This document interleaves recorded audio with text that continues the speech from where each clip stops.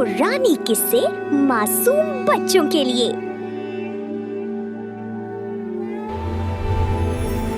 حضرت یونس کا واقعہ۔ یونس نے بہت کوشش کی مگر لوگوں نے ساتھ نہیں دیا۔ وہ اداس ہو گئے اور شہر چھوڑ کے چلے گئے۔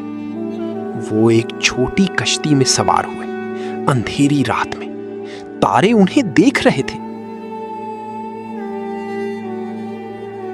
اچانک گراج، بجلی چمکی، لہریں پہاڑوں کی طرح اٹھنے لگی، کشتی ہلنے لگی۔ ملاحوں نے کہا کسی کو جانا ہوگا۔ قرآن اندازی ہوئی اور حضرت یونس کا نام آیا۔ حضرت یونس نے چھلانگ لگائی، چھپاک نیچے نیچے ٹھنڈے گہرے سمندر میں۔ پھر ایک بہت بڑی مچھلی دھیرے سے انہیں نگل لیا۔ اندر اندھیرا تھا، گیلا، خاموشی۔ یونس نے اللہ کو پکارا، لا الہ الا انت سبحانک انی کنت من الظالمین۔ اللہ نے ان کی دعا سن لی۔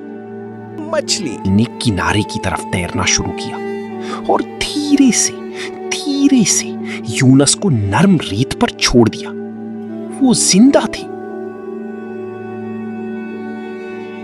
اللہ نے ایک پودا اگایا انہیں سایہ دینے کے لیے۔ حضرت یونس اپنی قوم میں واپس گئے اور وہاں تو سب ایمان لا چکے تھے، کیونکہ اللہ کی رحمت کبھی ہار نہیں مانتی۔ وَإِنَّ يُونُسَ لَمِنَ الْمُرْسَلِينَ